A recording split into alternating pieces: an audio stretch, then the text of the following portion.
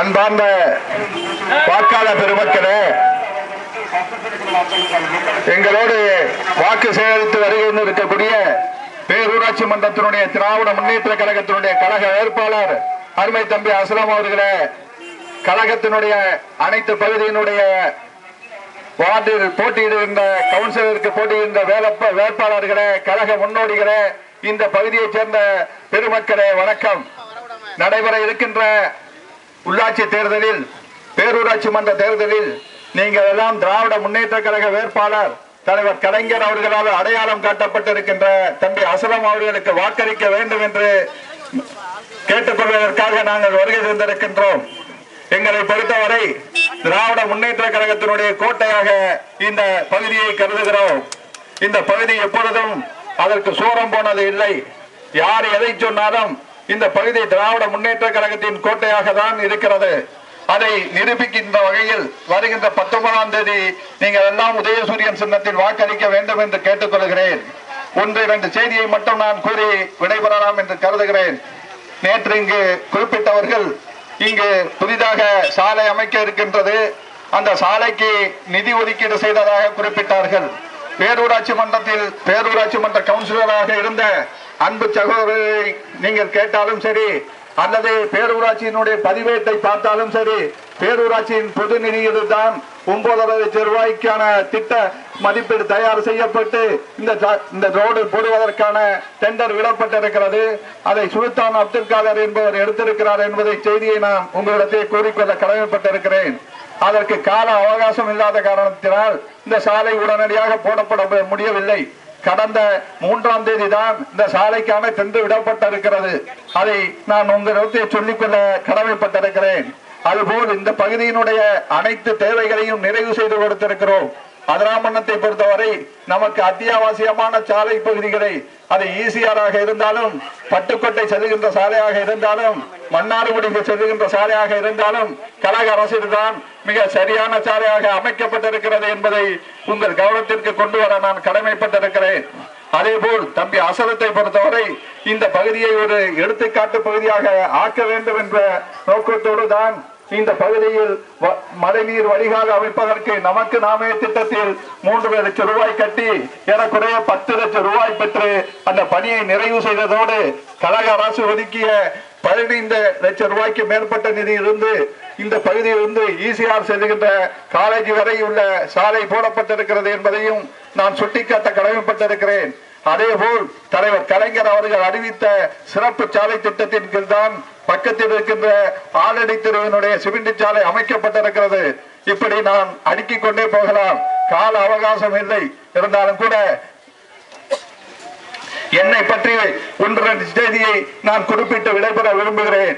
என்னுடைய தந்தையார் 40 ஆண்டு காலம் திராவிட முன்னேற்ற கழகத்தில் பொறுப்பில் இருந்திருக்கிறார்கள். நான் ஏறக்குறைய 30 ஆண்டு காலமாக இந்த கழகத்தில் பொறுப்பில் இருக்கிறேன். என்னை இந்த ஊரை பொறுத்தவரை ஒரு சிறுபான்மை மக்களை ஒருவருக்கு நான் எதிரியாகவோ, ஒருவரிடம் நான் தவறாக நடந்து கொண்டதாகவோ, ஒருவர் மனம் புண்படுகின்ற அளவிற்கு நான் நடந்து கொண்டதாகவோ தனிப்பட்ட ஒருவர் சொன்னால் நான் என்னுடைய பதவியை ராஜினாமா செய்வதற்கு தயாராக இருக்கிறேன் என்பதை இந்த நேரத்தில் நான் குறிக்கொள்ள கடமைப்பட்டிருக்கிறேன். நான் இங்கே குறிப்பிட்ட சில பேர் சொன்னார்களாம், நான் 300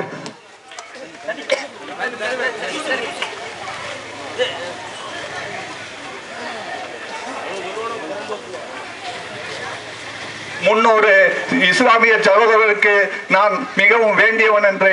என்னை பொறுத்தவரை அதிராமண்ணத்தில் இருக்கின்ற 20,000 இஸ்லாமிய பெருமக்களுக்கு நான் வேண்டியவன் என்பதை மட்டும் உங்களிடத்தில் நான் சொல்லி என்றைக்கும் உங்களுக்கு நான் துரோகம் செய்ய மாட்டேன். அப்படி துரோகம் செய்வதால் என்னுடைய பதவியை ராஜினாமா செய்துவிட்டு போய்விடுவேன் என்பதை மட்டும் சொல்லி, நீங்கள் வருகின்ற 10ஆம் தேதி என்று நம்முடைய கழக வேட்பாளராக அறிவிக்கப்பட்டிருக்கிற தலைவரால் சுட்டிக்காட்டப்பட்டிருக்கிற அனைத்து வேட்பாளருக்கும் உதயசூரியன் சின்னத்தில் வாக்களிக்க வேண்டும் என்று கேட்டு தம்பி அசலத்தை உங்களிடத்தை வாக்கு சேகரிக்க உரையாற்றுமாறு கேட்டுக்கொள்கிறேன். அஸ்ஸலாமு அலைக்கும் வரஹ்மத்துல்லாஹி வபரகாத்துஹு. நமது மஹல்லா பேரூராட்சி வாக்காளர்களே, நான் நன்கு அறிமுகமானவன் தான், உங்களுக்கு என்னை பற்றி சொல்ல தேவையில்லை. நான் இங்கு பேசுவதற்கு எந்த ஒரு முன்னேற்பாடும் செய்யவில்லை.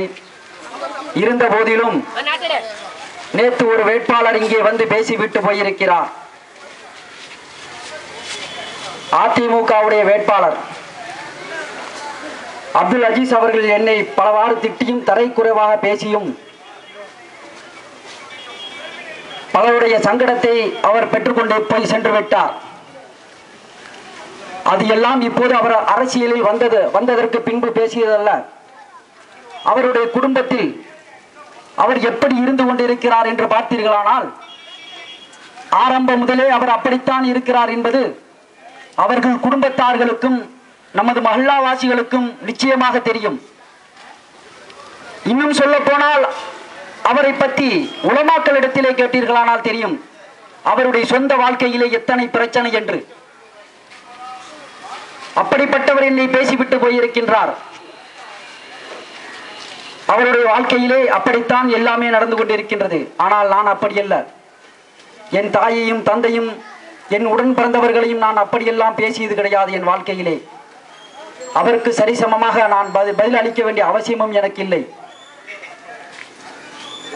நிச்சயமாக அவர் எல்லாவற்றையும் மறந்துவிட்டு பேசுகிறார். அவர் பழைய நிலை என்ன என்பதை அவர் மறந்து விட்டார். ஆனால் நான் என் பழைய நிலையை நான் நிச்சயமாக மறக்கவில்லை. எனக்கு தெரியும் நான் ஆடம்பர வாழ்க்கையை விரும்புவன் அல்ல, எளிமையை விரும்புவன் தான். ஆனால் அவர் அப்படியல்ல. அவருடைய எளிமையை மறந்து விட்டார், ஆடம்பரத்திலே இருக்கிறார். நான் அவரை தவறாக சொல்லவில்லை. காரணம் அவர் நேற்று பேசியதற்கு பலர் என்னிடத்திலே சொன்னார்கள், ஏன் அவர் இப்படி பேசுகிறார், நீங்கள் நிச்சயமாக அதற்கு மறுப்பு தெரிவிக்க வேண்டியது உங்களோட கடமை என்று.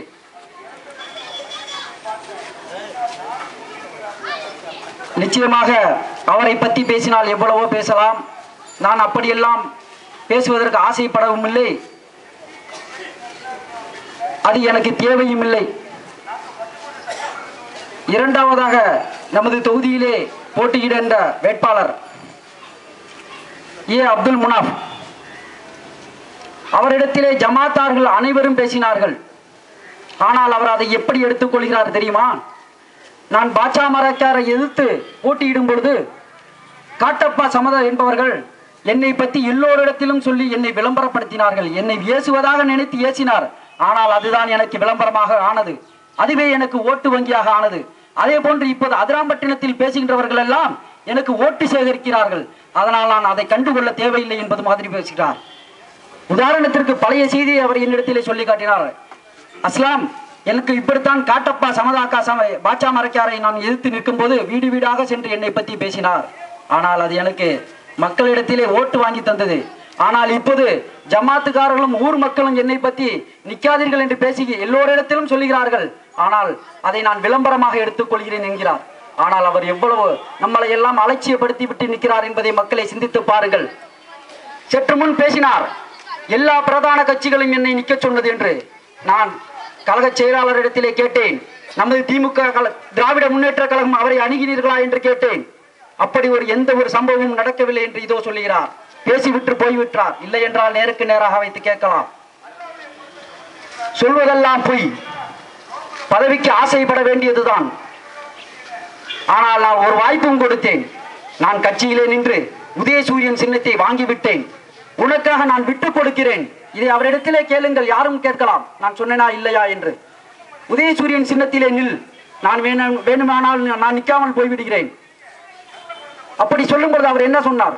இல்லை இல்லை, நான் முஸ்லீம் லீக்கில் தான் நிற்பேன், உதயசூரியனில் நிற்க மாட்டேன், என்னை கட்சி நிர்பந்தம் பண்ணிக்கிறது என்று. ஆனால் அவர் சிந்தித்து பாருங்கள், உதயசூரியனில் நிற்கிறார், சுயேட்சையாக நிற்கிறார். இது யாருடைய சதி என்பதெல்லாம் அவருக்கு விளங்காத அளவுக்கு அவர் இருக்கிறார் என்றால், அவர் ஒரு 21 வார்டை ஆளக்கூடிய ஒரு வேட்பாளராக வெற்றி பெற்று வந்தால் நமது நிலையெல்லாம் எப்படி இருக்கும் சிந்தித்து பாருங்கள். அவருக்கு மறைமுகமாக இருப்பவர்கள் கூட அவரால் அறிந்து கொள்ள முடியவில்லை. நான் கொடுத்த வாய்ப்பை வேண்டாம் என்றார். உதயசூரியன் சின்னத்திலே நில்லப்பா, நான் வெளியே ஆகிவிடுகிறேன், ஏனென்றால் கட்சியை மதித்து நான் போய் கட்சியிலே சின்னத்தை வாங்கி வந்து விட்டேன், உனக்காக விட்டுக் கொடுக்கிறேன். 3 பேர் நிற்க வேண்டாம், 2 பேர் மாத்திரம் நிற்போம், நீ நில் என்று சொன்னோம். சென்னையிலிருந்து வந்து கொண்டார். உலமாக்கள் மத்தியிலே கூட்டம் நடந்தது, அதற்கு கூட அவர் வரவில்லை. அவர் ஏவி அம்புதான் வந்தது. அவர்தான் இல்லை நாங்கள் நின்றே ஆகுவோம் என்றார். அவர்தான் இவர் ஏவுகிறார் என்பதை இவரால் அறிய முடியவில்லை. அப்படிப்பட்டவர் ஒருவர் நமது ஊருக்கு அதிராம்பட்டினத்தின் நகர தந்தையாக வந்தால் எப்படி இருக்கும் சிந்தித்து பாருங்கள். சிந்திக்கக்கூடிய திறமை இருக்க வேண்டும். இல்லை, அவர் செய்கின்ற தொழிலை சரியாக செய்து வெற்றி பெற்றிருக்க வேண்டும். எதை செய்தார், எதை முழுமையாக செய்தார் என்பதை ஒன்று உங்களால் சொல்ல முடியுமா? ஆனால் என்னால் எத்தனையோ சொல்ல முடியும், நிச்சயமாக சொல்ல முடியும். நான் எதையும் தோத்தது கிடையாது, நிச்சயமாக. ஏனென்று கேட்டால் என்னுடைய உள்ளம் உண்மையானதாக இருக்கின்றது, இஹ்லாஸாக இருக்கின்றது. நிச்சயமாக அது அல்லாஹ்வுடைய உதவியால் வெற்றி பெறுவது உறுதி என்பதையும் எனக்கு தெரியும், நிச்சயமாக. ஏனென்று கேட்டால் நான் இது அரசியலில் வருவது பதவிக்காகவோ அல்லது பணம் சம்பாதிப்பதற்காகவோ வரவில்லை. ஆனால் இன்னொரு வேட்பாளர் அவர் செலவுகளை எப்படி செய்கிறார் என்றெல்லாம் உங்களுக்கு தெரியும். அவரிடத்திலே ஒரே ஒரு கேள்வியை மட்டும் நான் கேட்க ஆசைப்படுகிறேன். முதலிலே நீ எங்கே பார்த்தாய் கட்டாக ஒரு பணத்தை? யாரிடத்திலே பார்த்தாய்? பார்த்தது எங்கள் இடத்திலே. நீ எப்படி இருந்தாய் அதற்கு முன்பு? எங்கே இருந்தாய்? யாரிடத்திலே வேலை பார்த்து ஒரு கட்டு பணத்தை எங்கே பார்த்தாய்? அதையெல்லாம் மறந்து விட்டாய். நீ பேச வேண்டும் என்பதற்காக பேசுகிறாய். ஆனால் உன் அளவுக்கு நான் இறங்கி பேசுவதற்கு தயாராக இல்லை, எனக்கு தேவையும் இல்லை. அன்பார்ந்த வாக்காளர்களே, நான் யாரையும் குறை சொல்வதாக நினைக்காதீர்கள். பதில் சொல்கிறேன், கேள்விக்கு பதில் சொல்கிறேன். நான் இதை பேசுவதற்கு உண்மையிலே விரும்பவில்லை. ஆனால் மற்றவர்கள் மனம் வருந்தி என்னிடத்திலே சொல்லுகிறார்கள், ஏன் இப்படி விடுகிறீர்கள் என்று. அதற்காகத்தான் இந்த பதிலை உங்களுக்கு சொன்னேன். 2 வேட்பாளர்களை பற்றியும் உங்களுக்கு சொல்லிவிட்டேன். ஒருவருக்கு நல்ல வாய்ப்பு கொடுத்தும் கூட அந்த வாய்ப்பை இழந்து விட்டு அவர் யார் ஏவி விட்டார்களோ அதே சதியிலே நான் நின்று செய்து காட்டுவேன் என்று ஒரு முயற்சியை எடுத்துக்கொண்டிருக்கின்றார். இன்னொரு வேட்பாளரை பற்றியும் சொல்லிவிட்டேன். ஆனால் என்னை பற்றி நான் உங்களுக்கு சொல்ல வேண்டியதில்லை. நான் செய்ததெல்லாம் உங்களுக்கு தெரியும். அப்பொழுது எனக்கு எந்த அரசியல் நோக்கமோ ஆதாயம் அடைய வேண்டும் என்ற ஒரு எண்ணமோ அன்றும் இல்லை, இன்றும் இல்லை. மக்களுக்காக பணி செய்வதற்காக மாத்திரம் வருகிறேன். நிச்சயமாக நேரம் காலம் பார்க்காமல் நான் பணி செய்வேன் என்பதை சொல்லி என்னை வெற்றி பெற செய்வது உங்கள் கையிலே இருக்கின்றது. நாங்கள் இத்தனை நாள்களாக நல்ல முறையிலே பரீட்சை எழுதியிருக்கின்றோம். மார்க் இடுவது உங்கள் கையிலே விட்டு விடுகிறோம். நிச்சயமாக நல்ல மார்க்கை இடுவீர்கள் என்று எதிர்பார்த்து எனக்கு வாய்ப்புக்கு நன்றி கூறி விடைபெறுகிறேன். அஸ்ஸலாமு அலைக்கும் வரஹ்மத்துல்லாஹி வபரகாத்துஹு.